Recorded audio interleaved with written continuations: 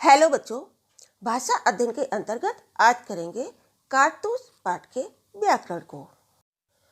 इसमें कुल 5 प्रश्न दिए हैं, जिसमें से जो इम्पोर्टेंट होगा वो मैं आपको करवाऊंगी। बच्चों, इस वीडियो के बाद जैसा कि मैं बता चुकी हूँ कि आज का वीडियो भाषा अध्ययन के अंतर्गत लास्ट वीडियो है और इसके साथ ही ये सीरीज यहाँ पर समाप्त हो जाएगी। उसके बाद मैं आपको करवाऊंगी पेपर सॉल्व। जी हाँ, आपकी परीक्षा में किस तरह से पेपर आएगा, तो पिछले सालों के पेपर में से एक पेपर मैं आपको सॉल्व करवाऊंगी। तो बच्चों, इसी तरह हमारे साथ बने रहिए, पढ़ते रहिए और यदि अभी तक चैनल को सब्सक्राइब नहीं किया है तो सब्सक्राइब कर लीजिए। आज की क्लास का पहला प्रश्न, निम्नलिखित शब्दों का एक एक पर्यायवाची शब्द लिखिए। प्रश्न नंबर 2 में कुछ मुहावरे दिए हैं जो कि आपकी परीक्षा में आने वाले हैं। ठीक, तो ये दोनों ही प्रश्न आज हम करने वाले हैं। बच्चों, पर्यायवाची शब्द यूँ तो हमारी परीक्षा में नहीं आने वाले हैं, लेकिन फिर भी ये हमारे लिए मोस्ट इम्पॉर्टेंट है। क्यों? क्योंकि जब हम लेखन करते हैं, जब हम कुछ लिखते हैं, फॉर एग्जाम्पल हमें अनुच्छेद लिखना है और उस समय हमें इन शब्दों की आवश्यकता पड़ती है। अब आप कहोगे कि मैम वो कैसे? तो बच्चों, जब हम कोई लेखन कार्य करते हैं, फॉर एग्जाम्पल हमको अनुच्छेद लिखना है और उस समय हमें कोई शब्द ऐसा है जो लिखते नहीं आ रहा है या उसका मीनिंग नहीं पता, तो आप उसका सिमिलर इजी वाला शब्द लिख सकते हैं। तो पहले प्रश्न में कुछ शब्द दिए हैं, जैसे खिलाफ, पाक, उम्मीद, हासिल, कामयाब, वजीफा, नफरत, हमला, इंतजार और मुमकिन। तो बच्चों, इनका हमें एक एक पर्यायवाची लिखना है।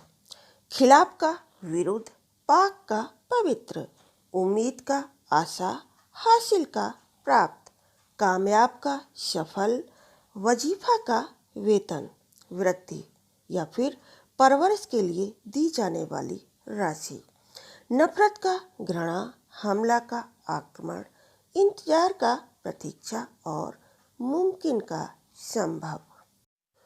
प्रश्न नंबर 2, निम्नलिखित मुहावरों का अपने वाक्यों में प्रयोग कीजिए, जिसमें आंखों में धूल झोंकना, कूट कूट कर भरना, काम तमाम कर देना, जान बख्श देना और हक्का बक्का रह जाना।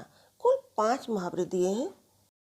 बच्चों, मुहावरे का वाक्य में प्रयोग करने के लिए हमें उसका अर्थ सही पता होना चाहिए, तभी हम वाक्य प्रयोग सही तरीके से कर पाएंगे। तो सबसे पहले इसमें दिया है आंखों में धूल झोंकना, जिसका अर्थ हुआ धोखा देना। वाक्य प्रयोग, चंद्रशेखर आजाद वेश बदलकर अंग्रेजों की आंखों में धूल झोंका करते थे। ठीक, यह है इसका वाक्य प्रयोग। बच्चों, धूल झोंकने का मतलब ये हरगिज नहीं है कि धूल को उठाया और किसी की आंखों में झोंक दिया। नंबर 2, कूट कूट कर भरना, अधिक मात्रा में होना। वाक्य प्रयोग, गांधी जी में देश सेवा की भावना कूट कूट कर भरी थी। नंबर 3, काम तमाम कर देना यानी मार डालना। वाक्य प्रयोग, मुठभेड़ में पुलिस ने डाकुओं का काम तमाम कर दिया।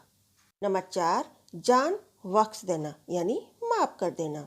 वाक्य प्रयोग, आतंकवादियों द्वारा समर्पण करने के कारण सेना ने उनकी जान बख्श दी। एक मुहावरा और दिया है जो आपकी स्क्रीन पर नहीं दिखेगा, बट मैं आपको लिख देती हूँ। हक्का बक्का रह जाना यानी आश्चर्यचकित होना। दोषी व्यक्ति के बाइज्जत बरी होने पर सभी लोग हक्के बक्के रह गए। ये मुहावरा कारतूस लेसन में दिया हुआ है। तो बच्चों, पाठ के लेसन में से भी मुहावरे आ जाते हैं। अब आता है प्रश्न नंबर 3, कारक वाक्य में संज्ञा या सर्वनाम का क्रिया के साथ संबंध बताता है। निम्नलिखित वाक्यों में कारकों को रेखांकित कर उनके नाम लिखिए। बच्चों, कारक का अलग से वीडियो है, आप प्लीज उसे जरूर देखें, क्योंकि कारक एक मोस्ट इम्पॉर्टेंट टॉपिक है और इससे संबंधित प्रश्न बार बार आपसे टकराएंगे। अब आप इसमें देख सकते हैं कि कुल 5 प्रश्न दिए हैं, जिसमें से जंगल की जिंदगी बड़ी खतरनाक होती है। प्रश्न में जहां पर जो कारक आया है उसे हमें अंडरलाइन करना है और उसका नाम बताना है। ठीक, तो सबसे पहले प्रश्न का जंगल की जिंदगी, इसमें की संबंध कारक है। प्रश्न खा कंपनी के खिलाफ सारे हिंदुस्तान में, तो के संबंध कारक और में अधिकरण कारक। प्रश्न गा वजीर को उसके पद से हटा, को कर्म कारक और से अपादान कारक। फौज के लिए कारतूस की, तो बच्चों के लिए संप्रदान कारक होता है और की कर्म कारक। नेक्स्ट घोड़े पर, तो बच्चों पर हमारा अधिकरण कारक है। प्रश्न नंबर 5, निम्नलिखित वाक्यों में उचित विराम चिन्ह लगाइए। बच्चों ये टॉपिक आपके लिए बहुत इंपॉर्टेंट है, क्योंकि विराम चिन्ह भी लेखन कार्य में महत्वपूर्ण भूमिका निभाते हैं, खासकर अनुच्छेद लेखन और संवाद लेखन। तो बच्चों इस प्रश्न में कुल 5 प्रश्न दिए हैं, क ख ग करके, और सिंपल, इसमें कोई भी विराम चिन्ह का प्रयोग नहीं किया गया है और यही हमारा प्रश्न है, हमें इनमें उचित विराम चिन्ह लगाना है। तो सबसे पहले कर्नल ने कहा, सिपाहियों इस पर नज़र रखो, ये किस तरफ जा रहा है। आप देख सकते हैं अपनी स्क्रीन पर, इसके जस्ट नीचे इनके उत्तर लिखे हुए हैं। तो इसका उत्तर होगा कर्नल ने कहा, कॉमा, उसके बाद इन्वर्टेड कॉमा, सिपाहियों, विस्मयबोधक चिन्ह, उसके बाद इस पर नज़र रखो, कॉमा, ये किस तरफ जा रहा है, क्वेश्चन मार्क, और उसके बाद इस इन्वर्टेड कॉमा को बंद कर देंगे। तो बच्चों इस एक लाइन में कुल 4 विराम चिन्हों का प्रयोग किया गया है, देख सकते हैं आप। प्रश्न खा सवार ने पूछा, आपने इस मकाम पर क्यों खेमा डाला है, इतने लाव लश्कर की क्या जरूरत है। सवार ने पूछा, आपने इस मकाम पर क्यों खेमा डाला है। अब क्यों लगाया है तो प्रश्नवाचक चिन्ह आएगा, इतने लाव लश्कर की क्या जरूरत है, फिर प्रश्नवाचक चिन्ह। ठीक, तो इस वाक्य को हमने इन्वर्टेड कॉमा में पैक कर दिया। जब किसी के कोई शब्द होते हैं, कोई वाक्य होते हैं, कोई ऐसा व्यक्ति जो ज़्यादा पॉपुलर है और कोई बात कहता है, तो उसकी बात को हम इन्वर्टेड कॉमा में लिखते हैं। प्रश्न गा खेमे के अंदर 2 व्यक्ति बैठे बातें कर रहे थे, चांदनी छिटकी हुई थी और बाहर सिपाही पहरा दे रहे थे।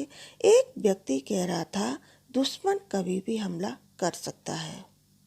ये थोड़ा बड़ा है पर कोई बात नहीं, सरल वाक्य है और इसलिए इनमें पूर्ण विराम का प्रयोग किया गया है, देख सकते हैं आप। खेमे के अंदर 2 व्यक्ति बैठे बातें कर रहे थे, पूर्ण विराम, चांदनी छिटकी हुई थी और बाहर सिपाही पहरा दे रहे थे, पूर्ण विराम। एक व्यक्ति कह रहा था, दुश्मन कभी भी हमला कर सकता है। ठीक, तो व्यक्ति ने जो बात कही, यानी दुश्मन कभी भी हमला कर सकता है, इस बात को इन्वर्टेड कॉमा में बंद कर दिया गया। तो बच्चों आज का वीडियो यहीं पर समाप्त होता है। Thanks for watching this video. बहुत बहुत शुक्रिया आप सभी का, हमसे जुड़ने के लिए, हमसे पढ़ने के लिए और सबसे ज़्यादा हमारे चैनल को सब्सक्राइब करने के लिए। और इसके साथ ही मैं आपसे कहना चाहूँगी कि ज़्यादा से ज़्यादा वीडियो को शेयर कीजिए और कमेंट्स के द्वारा हमें ज़रूर बताइए कि आप किस क्लास में पढ़ रहे हैं और कहाँ से हैं। मिलते हैं अपने नेक्स्ट वीडियो में पेपर के साथ।